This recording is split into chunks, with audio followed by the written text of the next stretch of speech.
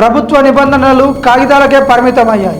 నిబంధనలతో పనిచేయవలసిన అధికారులు అక్రమాలకు రక్షణ కవచంలా మారుతున్నారు. నల్గొండ జిల్లా దేవరకొండ మండలంలో ఇటుక బట్టీల దళారులు ఇష్టారాజ్యంగా వ్యవహరిస్తున్నారు. ఎటువంటి అనుమతులు లేకున్నా అధికారుల కళ్ళ ముందే అక్రమ దందా సాగిస్తున్నారు. అడగవలసిన అధికారులు అటువైపు చూడకపోవడం వెనుక ఉన్న మర్మం ఏంటి?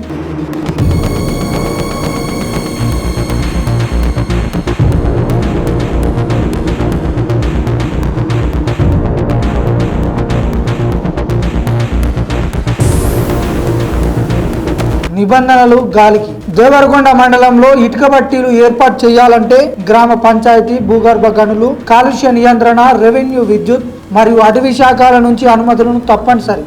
ఇవేవి ఇక్కడ అమలు కావడం లేదు. రాజకీయ నాయకుల అండతో దళారులు ఇష్టారాజ్యంగా బట్టీలు నిర్వహిస్తున్నారు.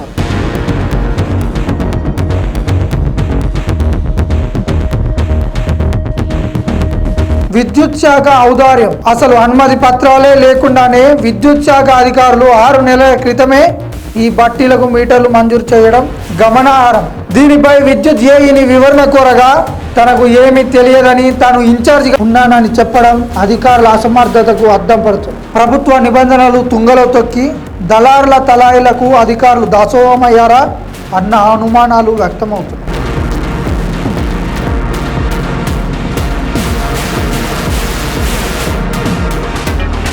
రెవెన్యూ అధికారుల నిర్లక్ష్యం. అక్రమ బట్టీలపై రెవెన్యూ అధికారులకు ఫిర్యాదు చేస్తే మాకు చాలా పనులున్నాయి, స్పెషల్గా బట్టీలపై దృష్టి పెట్టలేం అంటూ బాధ్యత రహితంగా సమాధానం ఇస్తున్నారు. గత 3 రోజులుగా అధికారులకు ఫోన్ చేసినా స్పందించకపోవడం వారి నిబంధనకు ప్రశ్నార్థకం చేస్తుంది.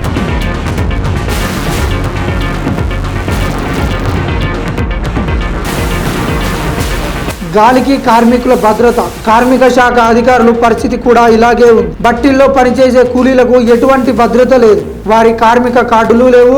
చర్యలు తీసుకుంటామని అధికారులు చెబుతున్నా రోజులు గడుస్తున్నా క్షేత్రస్థాయిలో ఎటువంటి కదలిక లేదు.